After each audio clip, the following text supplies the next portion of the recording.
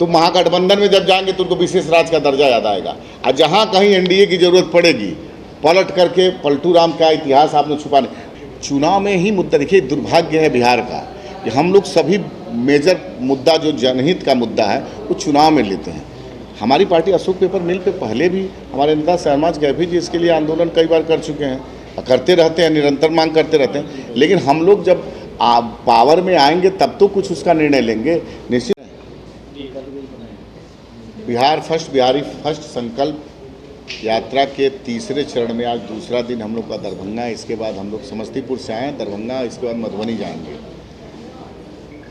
आदरणीय हमारे नेता चिराग पासवान जी संकल्प यात्रा में अभी हमारे सभी जिला में सभी प्रकोष्ठ के हमारे सभी सम्मानित अध्यक्ष जा रहे हैं। सबके साथ हम लोग पंचायत स्तर तक जो सूची सभी प्रकोष्ठ के अध्यक्ष समर्पित किए थे उसको लेकर के हम लोग बजाते हर पंचायत के सभी प्रकोष्ठ का हम लोग उपस्थिति और उनका रिव्यू कर रहे हैं। और वहाँ ये संकल्प ले रहे हैं हमारे प्रखंड अध्यक्ष, पंचायत अध्यक्ष और प्रखंड कमेटी, जिला कमेटी के साथ कि हम लोग अब हर बूथ पे लोक जनशक्ति पार्टी रामविलास का 10-10 सक्रिय कार्यकर्ता का गठन करेंगे और बजाते उसकी सूची हम लोग प्रदेश कार्यालय को समर्पित करेंगे। बहुत अच्छा शानदार कार्यक्रम रहा कल। हमको लग रहा हॉल छोटा पड़ गया, बड़ा हॉल इन्होंने लिया था। बहुत अच्छी उपस्थिति भी रही और इसको हम लोग उस संकल्प भी लिए कि हम लोग 10-10 लोगों का जो हम लोग के बूथ पे बनाना है उस पर हम लोग काम करने के लिए हमारे सारे साथी पंचायत अध्यक्ष, प्रखंड अध्यक्ष लग गए। और निश्चित रूप से चिराग पासवान जी ने जो निर्देशित किया है, लोकल समस्या जैसे सभी बिहार की समस्या तो होती ही, लेकिन हर जिले की समस्या है, उस समस्याओं को भी कार्यकर्ताओं के माध्यम से जानकारी लेना और मुख्य समस्याओं को नेता तक पहुंचाना जिससे बिहार फर्स्ट, बिहारी फर्स्ट में वो भी शामिल हो जिलावार। ये है। और 28 तारीख को हम लोग एक बड़ा स्थापना दिवस है पार्टी का। हम लोग स्वर्गीय रामविलास पासवान जी 28 नवंबर को हम लोग का स्थापना दिवस है। पार्टी उसी दिन स्थापना की गई थी। और उसके बाद हम लोग बड़ा एक रैली का कार्यक्रम है, उसमें भी कार्यकर्ताओं से विचार विमर्श हुआ, सभी हमारे नेता लोगों से विचार विमर्श हुआ और इसी संदर्भ में हम लोग काम कर रहे हैं। अब यहाँ से आप लोग से मुखातिब होने के बाद हम लोग मधुबनी के लिए प्रस्थान करें। आगे आप लोग पूछिए। सर, 2024 के लोकसभा चुनाव में आपकी पार्टी का स्टैंड क्या है? देखिए हमारी पार्टी का स्टैंड क्लियर है। हम लोग जिस गठबंधन में रहते हैं पूरी तन्मयता के साथ हर 40 सीट लोकसभा की है, 40 सीट लोक जनशक्ति पार्टी रामविलास लड़ेगी। ऐसा नहीं है कि हमको 6 सीट जो समझौता हुआ है 6 सीट, हम अपने संगठन को इतना मजबूत कर देंगे और ये हम अपने गठबंधन धर्म को एहसास कराएंगे कि मेरा संगठन बिहार में हम लोग कोशिश में सबसे बेहतर संगठन बना और संगठन हमारा बेहतर हुआ है, बहुत ज़्यादा अच्छा हुआ है विगत कुछ जब से पार्टी टूटने के बाद। तो 40 सीटों पे हम लोग का मुख्य रोल रहेगा। इंडिया गठबंधन से कितना खतरा है? इंडिया गठबंधन नाम कोई खतरा नहीं। इंडिया रख लेने से इंडिया गठबंधन नहीं हो गया। इंडिया वो लोग रखे होंगे कि भारत एक मतलब हम लोग का थोड़ा ज़्यादा देश भावना के प्रति, लेकिन हकीकत ये है कि उन लोगों का गठबंधन में एक अनार 100 बीमार वाले लोग हैं।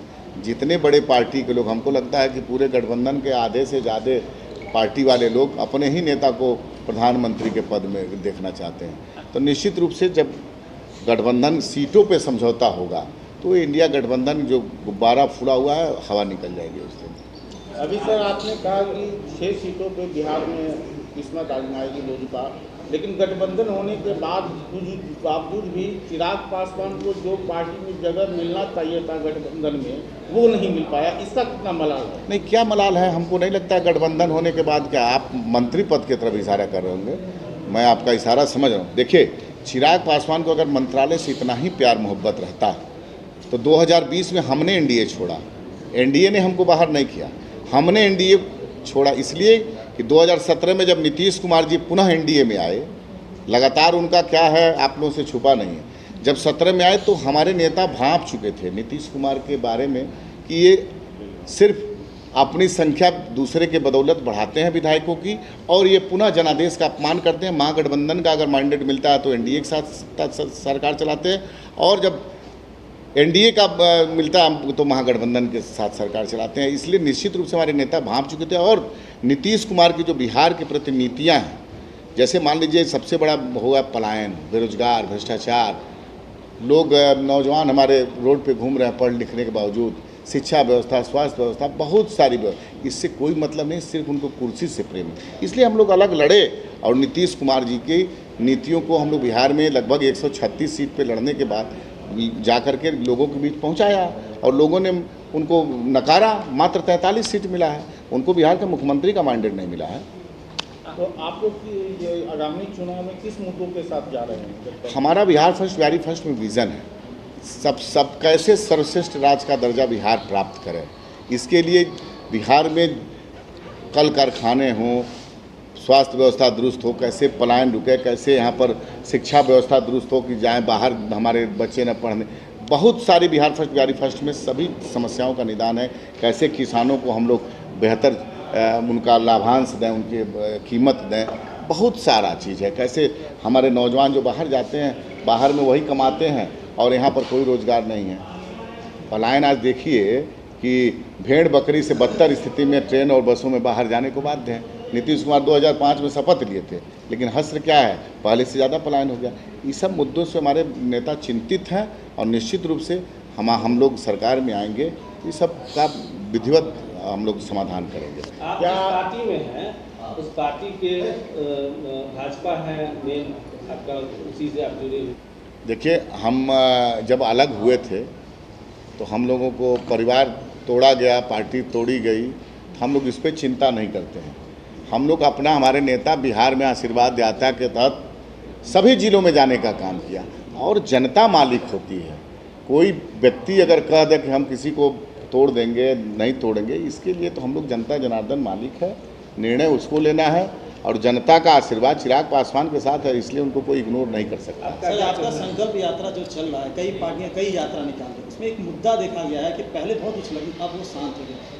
बिहार को विशेष राज्य का दर्जा, इसमें चिराग पासवान जी से पिता जो स्वर्गीय थे रामविलास पासवान, उन्होंने भी इस चीज़ का मुद्दा कई बार उठाया। जिस गठबंधन में है उस सरकार के साथ लंबे समय से जेडीयू भी सरकार में रही, लेकिन फिर भी बिहार को विशेष राज्य का दर्जा नहीं मिलता। देखिए, विशेष पैकेज भी ठीक से नहीं मिलता। देखिए, बिहार का विशेष राज्य का दर्जा मिलना चाहिए, ये मेरी पार्टी मांग की है, लेकिन बिहार के विशेष राज्य के दर्जा पाने में निश्चित रूप से जो सत्तारूढ़ यहाँ पर नीतीश कुमार के नेतृत्व में चले राजनीति किया गया है, ये बहुत दुर्भाग्य है। बिहार पिछड़ा है और बिहार के जो गद्दी पर बैठते हैं, जब उनको हम बताए आपको, जो कभी महागठबंधन के साथ करते हैं, कभी उनके साथ, तो महागठबंधन में जब जाएंगे तो उनको विशेष राज्य का दर्जा याद आएगा। और जहाँ कहीं एनडीए की ज़रूरत पड़ेगी, पलट करके पलटू राम का इतिहास आपने छुपाने, तो निश्चित रूप से जो सत्ता के शीर्ष पे है उसकी जिम्मेदारी होती है कि बिहार को पैकेज मिले, विशेष राज्य का दर्जा मिले। निश्चित रूप से इसके साथ नीतीश कुमार ने खिलवाड़ करने का काम केंद्र में तो सर आप भी हैं। नहीं, हम नहीं थे, हम अब हैं। हम कहाँ थे बताइए?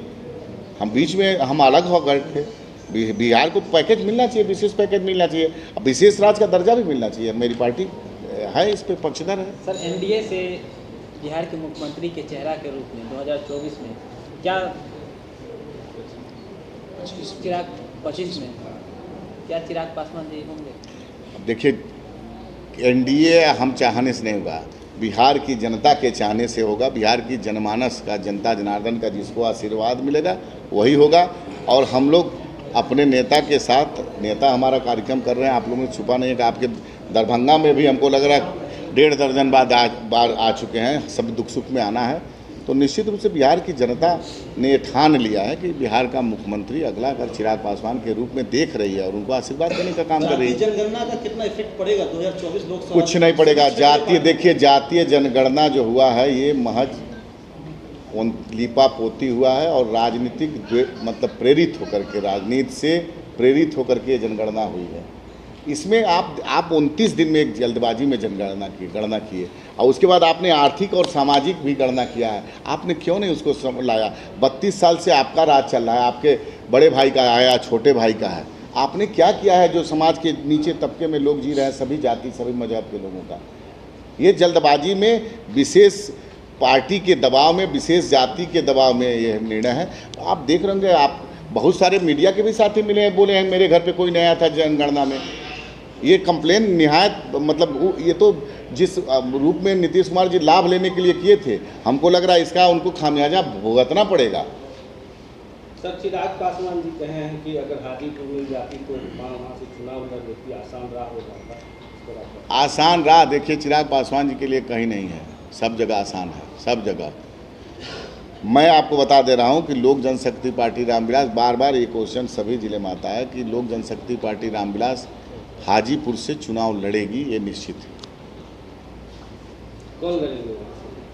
अब आने दीजिए, मान लीजिए पार्टी में एक व्यक्ति निर्णय नहीं लेगा, नहीं एकदम स्वाभाविक है। अगर माता जी तैयार हुई तो होगा, नहीं होगा तो संसदीय बोर्ड की बैठक होगी, उसमें निर्णय लिया जाएगा। समस्तीपुर लोकसभा क्षेत्र से लगातार आपके पार्टी के सांसद रहे हैं, लेकिन उस क्षेत्र का एक अशोक पेपर मिल बड़ा मुद्दा है। क्या इस चुनाव में उस मुद्दे का क्या हल निकाला जाएगा? चुनाव में ही मुद्दा, देखिए दुर्भाग्य है बिहार का कि हम लोग सभी मेजर मुद्दा जो जनहित का मुद्दा है वो चुनाव में लेते हैं।